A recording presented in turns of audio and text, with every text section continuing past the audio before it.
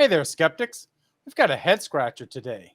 Oklahoma State Superintendent Ryan Walters wants to bring Christian prayer back into public schools. He thinks the separation of church and state is a myth. I mean, come on, it's right there in the First Amendment. But Walters seems to have missed the memo when Thomas Jefferson talked about building a wall of separation between church and state back in 1802. It's like he's trying to tear down that wall with a bulldozer. Last year, Walters also wanted to shove Judeo Christian values down teachers' throats. Can someone tell him that public education is about diversity and critical thinking, not preaching from the pulpit? So while Walters is on a quest to turn Oklahoma schools into Sunday school, let's not forget that our Constitution clearly says Congress shall make no law respecting an establishment of religion. Separation of church and state is no myth, my friends. It's the real deal. This article is from Raw Story, published September 26 by 2023. Quite flabbergasting, Scott. What was your take on this? Well, I think the first thing that we need to be asking ourselves is he right? Is he right? He's claiming that the Constitution and the Declaration of Independence do not address the separation of church and state. And I think it's pretty obvious to many of us, including many of the founding fathers, that it was intended to be there. That was the intention, to have a separation of church and state.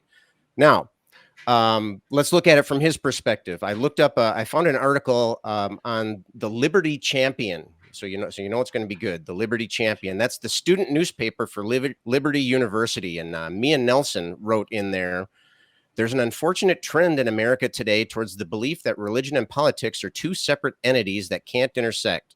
Often people interpret Thomas Jefferson's use of the phrase separation of church and state to mean that religion shouldn't influence one's political decisions or that religion should not impact the views of those in office." And I've heard that view from other Christians as well. And it seems that what they're worried about is they're worried about people telling them that they can't believe what they want to believe, that they can't practice their religious perspective.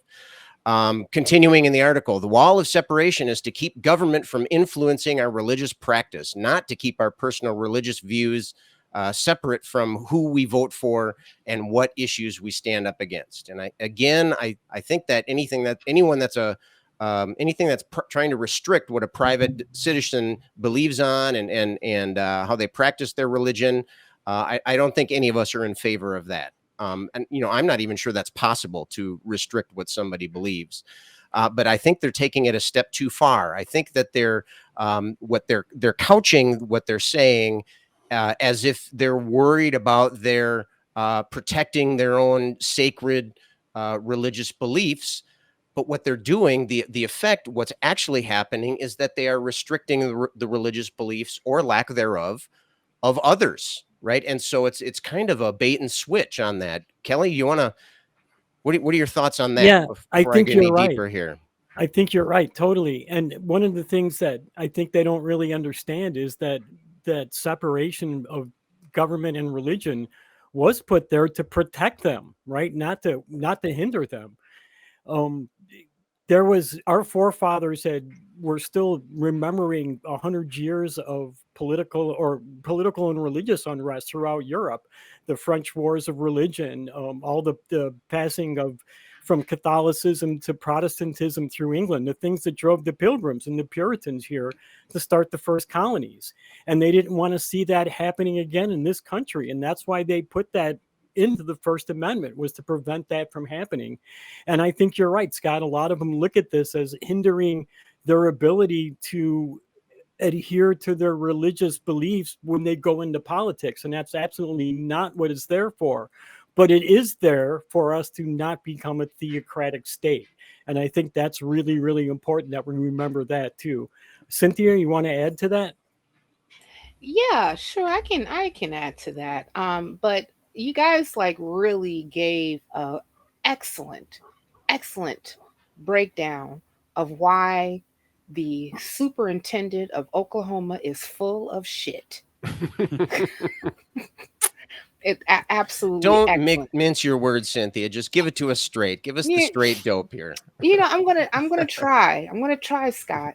But I know that you guys really got into the heart of the matter when we're really talking about what was meant by the founders of the United States when they put in the Establishment Clause to separate or have Congress saying that they shall make no law respecting an establishment of religion. And we also know, or should know, that I wouldn't say back in, because you mentioned it's infidel when you were doing your opening about the letter that Thomas Jefferson wrote back in 1802 to really give like a proper definition of what the Establishment Clause really means. But before I go into all of that, I just want to remind our panel and remind our audience who Ryan Walters really is. Okay. Now, not only is he the Oklahoma State Superintendent, and he's in the news again, spewing his really shitty ideas when it comes to what should be in and out of schools, but the same man that during a July town hall, he was asked, how does the Tulsa race massacre not fall under your definition of critical race theory? And he responded, let's not tie it into skin color and say that skin color determined that. We actually did a show about this, I want to say like a month or two ago, when we talked about that very thing that he said, that he walked back, okay, after receiving a lot of backlash. But he did end up saying, I would hope so. Yeah, because that was bad to say in the least. But what he did end up saying is that I believe our kids have to have all of our history. That's the good, the bad, and the ugly. They absolutely should. There are standards around it. I'm continuing to work to develop even more robust curriculum around these events, and I don't want to hide any part of that history. Put a pin in that, people. Are you pinning? Click. Very good. Now, this is how he answered creating and implementing a robust curriculum around those events. What he ended up doing was knocking on the door of none other than the bastion of all things true and holy, PragerU. Wait, hold on. So I heard some words there, but they don't really make a coherent sense. Could you say that again? Sure. She said Prager bullshit. Yeah, I did. I said Prager bullshit, whatever you want to call it. Or this is what I really like to call PragerU. I call PragerU the royal parsonage of revisionist history. That's my nice determined. Wow. That's very fancy. It you know what? You could probably say that right to their face, and they wouldn't even know what you meant. Couldn't even know. Right. They lose the irony. They'd be like, well, thank you very much. Just straighten their tie. Royal parsonage, revisionist history. Thank you. Dennis Prager will be like, thank you, Cynthia. But the problem is that, and I kind of, especially when I look at like some of the contributors on PragerU, I mean, these people actually grew the balls of 3 bulls and a herd of wild horses to create a cartoon where Frederick Douglass called chattel slavery no big deal. Yep. Let's let that sink in. But I also want to tell you guys that during his campaign, when he was actually running to be superintendent, Walters promulgated, I should have just not put that in my notes. He basically was saying, and he was propagating the whole myth around litter boxes in schools, for the students who supposedly dressed up as Furbies and pretended like that they were cats and did not want to use the actual toilet. They wanted to use litter boxes. And that was come to find out that was completely unfounded. Yeah, no, it was happening in the town next door, not my town, but the town next door. Didn't you hear the rumor? So people were telling him, people were saying, and so Right. I've heard people say. Yeah. I heard people say, hey, even 45 said that he heard good things about Frederick Douglass. He's a hell of a guy. But the best guy who said that chattel slavery was not a big deal. But another thing that one of his first acts, actually as state superintendent, was to instruct the Oklahoma Department of Education to revoke the teaching licenses of 2 Oklahoma teachers who had been critical of his introduced at that time HB 1775 law that limits teaching concepts around race and gender. And in April of 2023, the Oklahoma Attorney General's office under Gertner Drummond issued an opinion saying that the law does not give the State Board of Education the ability to make administrative rules without proper direction from the state legislature. So in what he ended up doing basically was to saying, I'm in charge, na boo boo, do what I say, because this is how all this works. And another thing, of course, like he also decided to say some things about books, because books are Because why all the not? rage. He's already got his mouth open. Might as well keep going, right? Keep on shoving the foot up the mouth. Digging. Keep on doing it. But one of the things that he decided to do was that he actually made a rule also regarding pornography in library books, where he says sex education, parents' rights, and inappropriate materials were unenforceable. So he had to get rid of them. But when he was asked specifically to show which books in these libraries contained pornographic materials that Walters claimed that they had, Walters emailed and had staff members hand deliver copies of explicit materials to lawmakers' offices, though he never said what schools, if any, the materials came from. Because, again, this is how all this works. Let's just make up something and throw it against the wall. And I know that, this particular, speech that he made, or when he was on a panel and he was asked about this whole thing about separation between church and state and calling it a myth, he was at the state prayer and vote and pray and things of that nature. You guys correct me exactly what that particular Washington, D.C. gathering was. The prayer breakfast? Yeah, it's like the pray, but it was called pray and vote because that works. But that's not the only place that he decided to actually give his particular opinions that happened to be so well informed. He spoke at the Moms of Liberty Summit. If you guys remember, we talked about that, I bet a few months ago. Yeah. Where who doesn't love moms and liberty? Books. Books. Facts. Librarians. Librarian, right? Facts. Students. Facts. But the National Summit was actually in Philadelphia. He spoke and gave his opinions on different things, where he advocated for eliminating the United States Department of Education and actually criticized teacher unions. So, yeah. Those damn teachers. Yeah, to take over the world.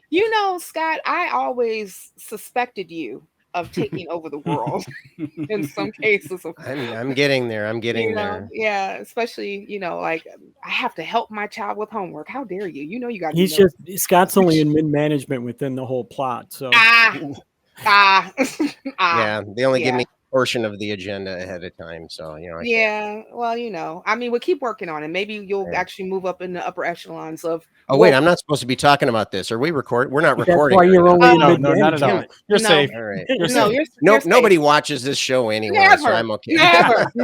Never. They never watch. Make sure you guys click here if you want to see more. But regardless of that, I really want to go back to where he's saying that the Supreme Court was wrong, where there is no separation of church and state in the Constitution or a Declaration of Independence. It doesn't exist. Now,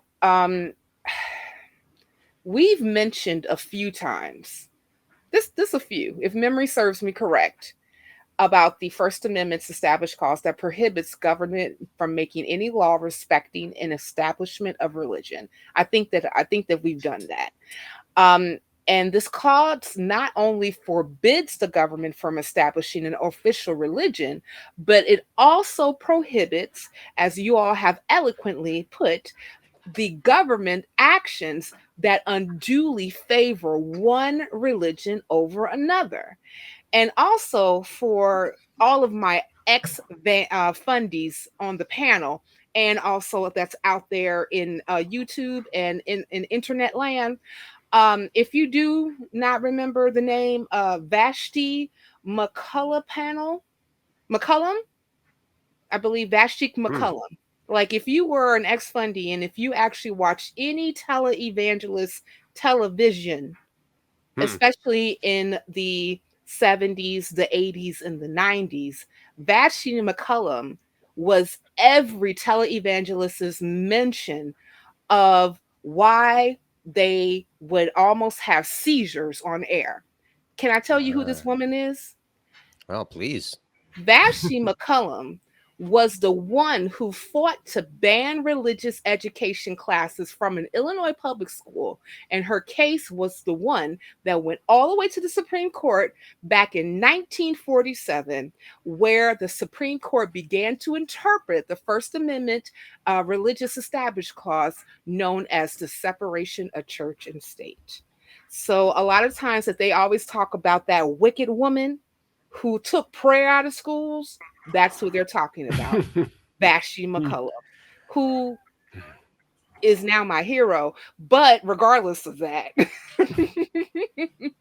this is the person that they're constantly railing against, who all she just wanted to do was say, hey, I'm an atheist. My household is non-religious. Please don't pray in school. That's all we're saying.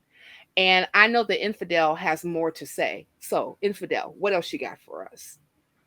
Well, after you charge me up, yeah, I have a whole lot to say. The crowd's hot now. The crowd's hot. Now, I've got to say that I did a little research on this Superintendent Walters, and one of the things that I noticed that really stuck out was he said he wanted every teacher to undergo patriotic education at a private Christian university.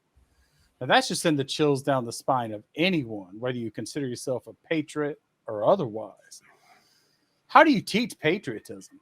You know, I thought about it. Perhaps he misspoke and he really meant North Korea. I did hear they have an active program for that type of thing. Now, disindoctrination would be, as I said, from a right-wing college, and it's so extreme that it's declined public funding for decades. You know, they prefer to discriminate in a way that Title IX just wouldn't allow them to do, which that in itself should say a lot. Christians turning down money? Now, usually they just take the money and discriminate anyway. It's a special kind of shitty way to, go too far, do it, and get away with it. But this time they knew they couldn't. Walters said we got to get indoctrination out of our schools. They're not going to go woke. Now, one thing that I am curious about is I don't doubt this asshole's knowledge of history for one moment. He has a good grasp on how authoritarian regimes retain power. He doesn't care what is factually correct. He's pushing an agenda of control. Now, I do wonder if he's roping in gullible voters or if he's just pandering to special interest groups, PACs, corporate donations. As I said, he claims that students are indoctrinated with teachings that this country is just an evil place full of bigoted racists. To Walters, we just need to shut the fuck up about our history and move on. Now, as mentioned, I went back and watched that Nonprofits episode regarding the Tulsa Massacre when I first heard his name again. And it always seems to be the same people trying to foist their lies upon others. Now, no country's perfect, ours included. Pretending this country is not built on the back of slaves, though, is what he wants. In typical right-wing fashion, he wants to whitewash history and remove all the uncomfortable parts. Make no mistake about it, public education is under attack. They not only want to dictate their lies as truth, they want to gut the educational system entirely.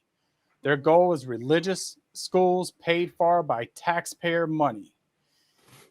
It's easier to stop the questions from being asked rather than have the questions asked and have to answer them honestly. just stop them off at the beginning.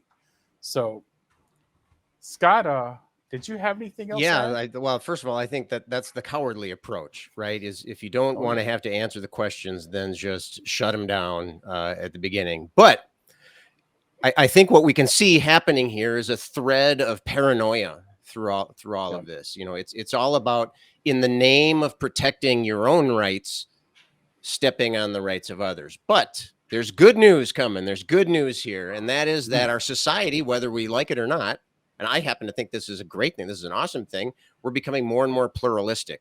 Okay, people are realizing that protecting others people's rights does not always have to infringe on your own rights, right? It's not a zero-sum game here. Yep. And so, and they're discovering that protecting your own nose from other people's fists come at a price of protecting their noses from your fist. It's a two-way, it's a two-way street here. It's fair play. And that is what the separation of church and state is all about. It's not about pushing somebody's beliefs down. It's not about lifting someone's beliefs up. It's about, hey, we're all here. We're all together. Let's be fair. Let's be fair. And as a last little tidbit, I found some Pew research here.